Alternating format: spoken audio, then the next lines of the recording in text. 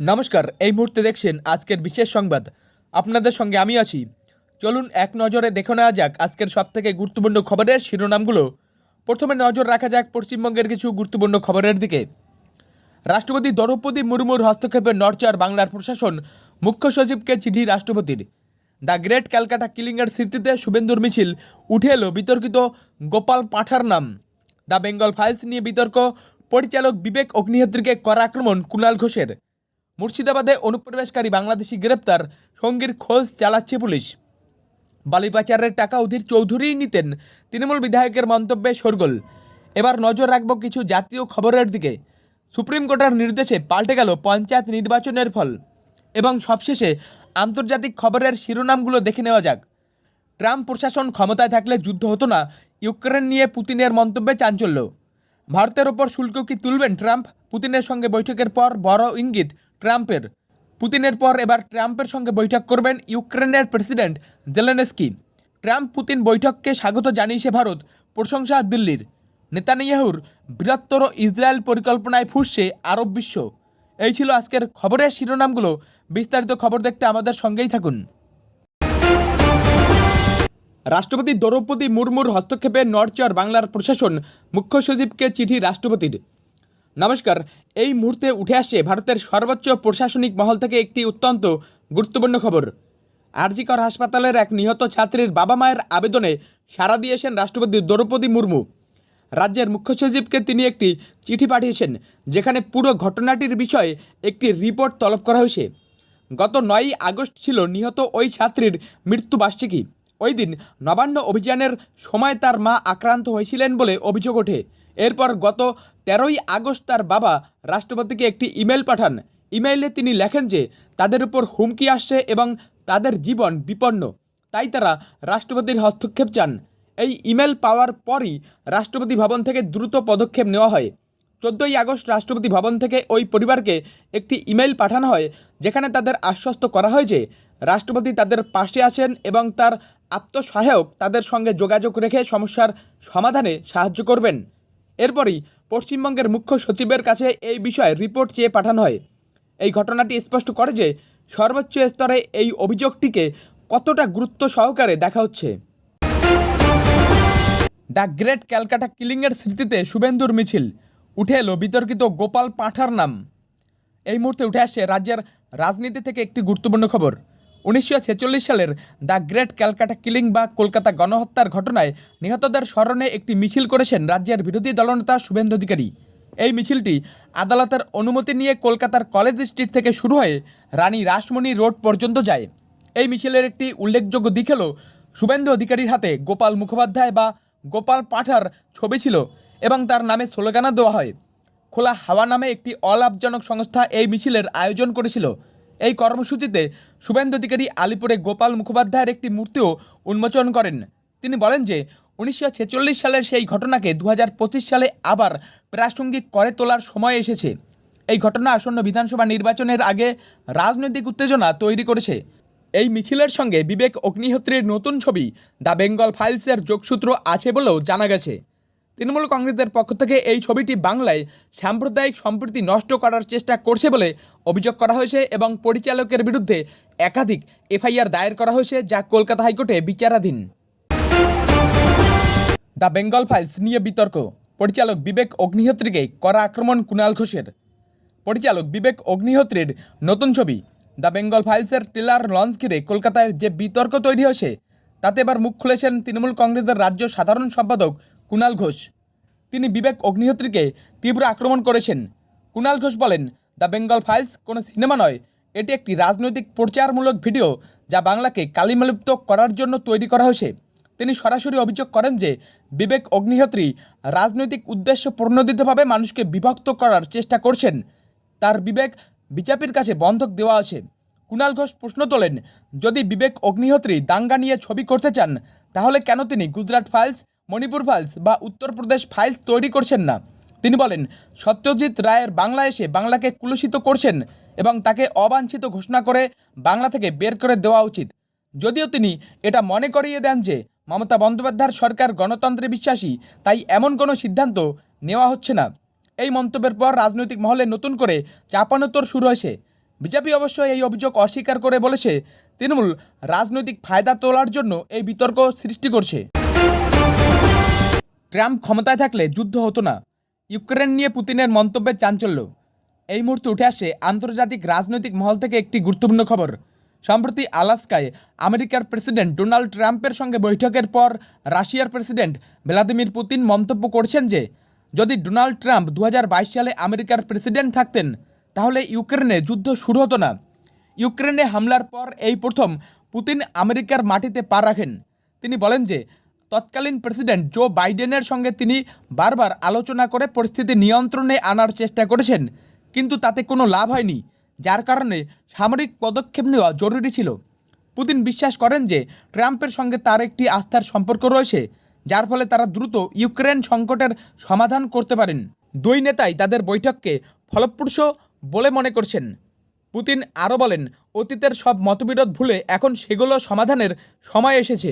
উল্লেখ্য, এই যুদ্ধে হাজার হাজার মানুষের মৃত্যু হয়েছে এবং এই বৈঠক থেকে অনেকেই শান্তির আশা করছিলেন। মুর্শিদাবাদে অনুপ্রবেশকারী বাংলাদেশি গ্রেপ্তার, সঙ্গীর খোঁজ চালাচ্ছে পুলিশ। এই মুহূর্তে উঠে আসছে রাজ্যের রাজনীতি এবং সীমান্ত নিরাপত্তা থেকে একটি গুরুত্বপূর্ণ খবর।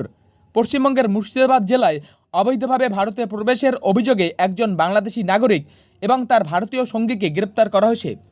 মুর্শিদাবাদের নওদা থানার পুলিশ গোপন সূত্রে খবর পেয়ে শুক্রবার রাতে চাঁদপুরে একটি বিশেষ অভিযান চালায়।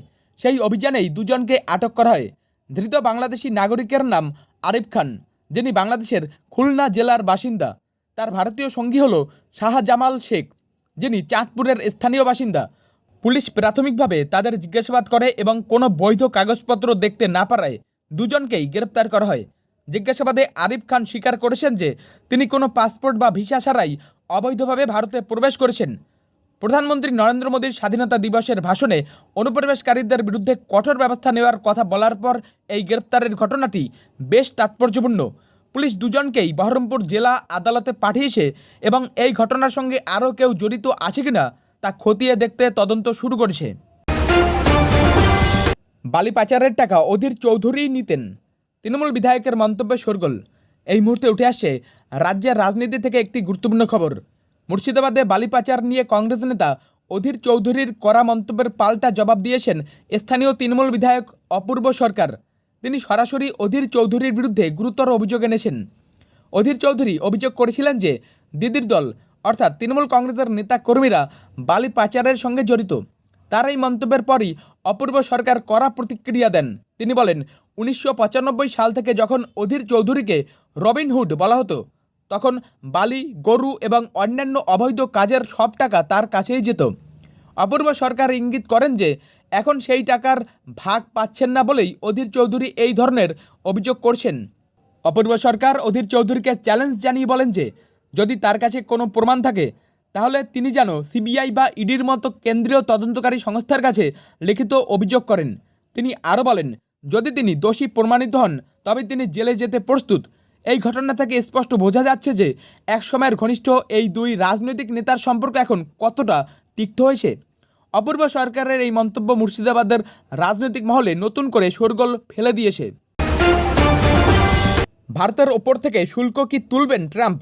পুতিনের সঙ্গে বৈঠকের পর বড় ইঙ্গিত ট্রাম্পের। এই মুহূর্তে উঠে আসছে আন্তর্জাতিক রাজনৈতিক মহল থেকে একটি গুরুত্বপূর্ণ খবর। আমেরিকার প্রেসিডেন্ট ডোনাল্ড ট্রাম্প সম্প্রতি রাশিয়ার প্রেসিডেন্ট ভ্লাদিমির পুতিনের সঙ্গে বৈঠকের পর ভারতের ওপর শুল্ক আরোপের বিষয়ে নিজের অবস্থান নরম করার ইঙ্গিত দিয়েছেন। ট্রাম্প বলেন, পুতিনের সঙ্গে তার বৈঠকের পর তিনি বুঝতে পেরেছেন যে ওয়াশিংটনের চাপানো শুল্কের কারণে রাশিয়া ভারত নামের একটি বড় গ্রাহককে হারিয়েছে। এরপর তিনি এমন একটি ইঙ্গিত দেন যে রাশিয়ার কাছ থেকে তেল কেনার জন্য ভারতকে আর অতিরিক্ত শুল্ক দিতে হবে না। এই মন্তব্যের মাধ্যমে ট্রাম্প নীতি বদলের ইঙ্গিত দিয়েছেন বলে মনে করছেন রাজনৈতিক বিশ্লেষকরা। উল্লেখ্য, ইউক্রেন যুদ্ধের মধ্যে রাশিয়া থেকে তেল কেনা অব্যাহত রাখায় গত মাসে আমেরিকা ভারতের উপর 25 থেকে বাড়িয়ে 50% শুল্ক আরোপের ঘোষণা করেছিলেন। এই 50% শুল্কটি 27 আগস্ট থেকে কার্যকর হওয়ার কথা ছিল। তবে ট্রাম্পের এই নতুন মন্তব্যের পর সেই সিদ্ধান্ত পূর্ণ বিবেচনার কথা হতে পারে। সুপ্রিম কোর্টের নির্দেশে পাল্টে গেল পঞ্চায়েত নির্বাচনের ফল। এই মুহূর্তে উঠে আসে দেশের বিচার বিভাগ থেকে একটি গুরুত্বপূর্ণ খবর। সুপ্রিম কোর্টের নির্দেশে হরিয়ানার পানিপত জেলার বুয়ানা লাখু গ্রামের পঞ্চায়েত নির্বাচনের ফল বদলে গেছে। আদালত 3 বছর আগে হওয়া একটি মামলার রায় দিয়েছে, যেখানে পরাজিত প্রার্থীকে বিজয়ী ঘোষণা করা হয়েছে। 2022 সালের পঞ্চায়েত নির্বাচনে পরাজিত প্রার্থী মোহিত কুমার এই ফলকে চ্যালেঞ্জ জানিয়ে আদালতে একটি মামলা দায়ের করেন। নিম্ন আদালত ইভিএমের ভোট পুনরায় গণনার নির্দেশ দেয়, কিন্তু পাঞ্জাব ও হরিয়ানা হাইকোর্ট নিম্ন আদালতের সেই রায় বাতিল করে দেয়। এরপর মোহিত কুমার সুপ্রিম কোর্টে আপিল করেন। বিচারপতি সূর্যকান্ত, বিচারপতি দীপঙ্কর দত্ত এবং বিচারপতি এন কোটেশ্বর সিংয়ের বেঞ্চ এই মামলার শুনানি করে এবং নিম্ন আদালতের রায় বহাল রেখে পুনরায় ভোট গণনার নির্দেশ দেয়।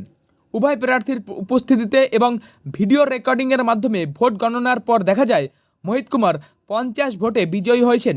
তিনি মোট 1500 ভোট পেয়েছেন এবং তার প্রতিদ্বন্দ্বী কুলদেব সিং পেয়েছেন 1000 ভোট। সুপ্রিম কোর্ট পানিপতের উপনির্বাচন কর্মকর্তাকে 2 দিনের মধ্যে মোহিত কুমারকে বিজয়ী ঘোষণার নির্দেশ দিয়েছে। পুতিনের পর এবার ট্রাম্পের সঙ্গে বৈঠক করবেন জেলেনস্কি। এই মুহূর্তে উঠে আসছে আন্তর্জাতিক রাজনৈতিক মহল থেকে একটি গুরুত্বপূর্ণ খবর। সম্প্রতি আলাস্কায় আমেরিকার প্রেসিডেন্ট ডোনাল্ড ট্রাম্পের সঙ্গে রাশিয়ার প্রেসিডেন্ট ভ্লাদিমির পুতিনের বৈঠকের পর এবার ট্রাম্পের সঙ্গে বৈঠক করতে চলেছেন ইউক্রেনের প্রেসিডেন্ট ভ্লাদিমির জেলেনস্কি। এই বৈঠকটি ওয়াশিংটনে অনুষ্ঠিত হবে। ট্রাম্প এবং পুতিনের মধ্যেকার বৈঠকে ইউক্রেন যুদ্ধ নিয়ে কোনো যুদ্ধবিরতি চুক্তি হয়নি। বৈঠকের পর ট্রাম্প জেলেনস্কি এবং ইউরোপীয় ইউনিয়নের অন্যান্য নেতাদের সঙ্গে টেলিফোনে কথা বলেন। এই সময় ট্রাম্প প্রায় 1 ঘন্টা ধরে জেলেনস্কির সঙ্গে যুদ্ধবিরতির পরিবর্তে একটি দ্রুত শান্তি চুক্তি নিয়ে আলোচনা করেন। ট্রাম্পের আমন্ত্রণে সাড়া দিয়ে জেলেনস্কি সোমবার ওয়াশিংটন ডিসিতে তার সঙ্গে দেখা করতে রাজি হয়েছেন। এটি তাদের চলতি বছরে দ্বিতীয় বৈঠক হবে। এর আগে ফেব্রুয়ারিতে তাদের মধ্যে একটি বৈঠক হয়েছিল। জেলেনস্কি জানিয়েছেন যে তিনি রাশিয়ার সঙ্গে যুদ্ধ বন্ধ করতে সহযোগিতা করতে প্রস্তুত। এই বৈঠকের মাধ্যমে অবশেষে ইউক্রেন যুদ্ধের অবসান ঘটবে কিনা সেই দিকেই এখন নজর। ট্রাম্প পুতিন বৈঠককে স্বাগত ভারতের, প্রশংসা দিল্লির। এই মুহূর্তে আন্তর্জাতিক রাজনৈতিক মহল থেকে একটি গুরুত্বপূর্ণ খবর উঠে আসছে। ইউক্রেন সংঘাত নিরসনে মার্কিন প্রেসিডেন্ট ডোনাল্ড ট্রাম্প এবং রাশিয়ার প্রেসিডেন্ট ভ্লাদিমির পুতিনের মধ্যে অনুষ্ঠিত শীর্ষ সম্মেলনকে স্বাগত জানিয়েছে ভারত। দিল্লির পক্ষ থেকে এই বৈঠককে ইতিবাচক বলে আখ্যায়িত করা হয়েছে। ভারতের পররাষ্ট্র মন্ত্রণালয় এক বিবৃতিতে জানিয়েছে যে শান্তির লক্ষ্যে 2 নেতার এই উদ্যোগ প্রশংসনীয়। মন্ত্রণালয় আরও বলেছে, কেবল আলোচনা এবং কূটনীতির মাধ্যমেই ইউক্রেন সংঘাতের দ্রুত অবসান সম্ভব। বিশ্বের সব দেশই চায় এই সংকটের একটি দ্রুত সমাধান হোক। 3 ঘণ্টাব্যাপী এই বৈঠকে রাশিয়া এবং ইউক্রেনের মধ্যে কোনো যুদ্ধবিরতি চুক্তি হয়নি, তবে 2 দেশের নেতাই আলোচনাকে ফলপ্রসূ বলে উল্লেখ করেছেন। এই বৈঠক এমন এক সময়ে অনুষ্ঠিত হলো যখন রাশিয়ার কাছ থেকে তেল কেনার জন্য আমেরিকা ভারতের উপর শুল্ক আরোপ করেছে। এই পরিস্থিতিতেও ভারতের এই ইতিবাচক মনোভাব আন্তর্জাতিক মহলে আলোচনার জন্ম দিয়েছে। নেতানিয়াহুর বৃহত্তর ইসরায়েল পরিকল্পনায় ফুটছে আরব বিশ্ব। আন্তর্জাতিক অঙ্গনে এখন আলোচনার কেন্দ্রবিন্দুতে ইসরায়েলের প্রধানমন্ত্রী বেঞ্জামিন নেতানিয়াহু।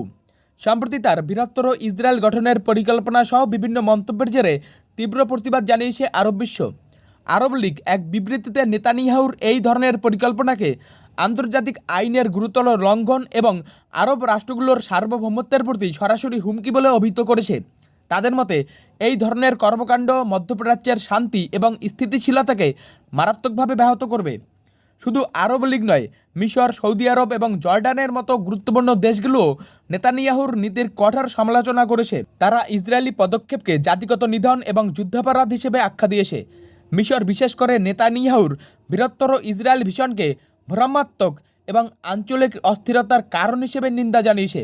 সৌদি আরব ফিলিস্তিনিদের অধিকারের প্রতি তাদের সমর্থন পুনর্ব্যক্ত করেছে এবং গাজায় ইসরায়েলি আগ্রাসনের নিন্দা করেছে। পাশাপাশি ইসরায়েলের অভ্যন্তরেও নেতানিয়াহু ব্যাপক সমালোচনার মুখে পড়েছেন। বিরোধী দল এবং এমনকি তার নিজের নিরাপত্তা সংস্থার একাংশও তার গাজা পরিকল্পনা নিয়ে প্রশ্ন তুলেছে।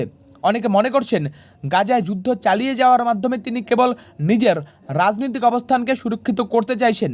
উল্লেখ্য, আন্তর্জাতিক অপরাধ আদালত নেতানিয়াহুর বিরুদ্ধে যুদ্ধাপরাধের অভিযোগে গ্রেপ্তারি পরোয়ানা জারি করার পর তার উপর আন্তর্জাতিক চাপ আরও বেড়েছে।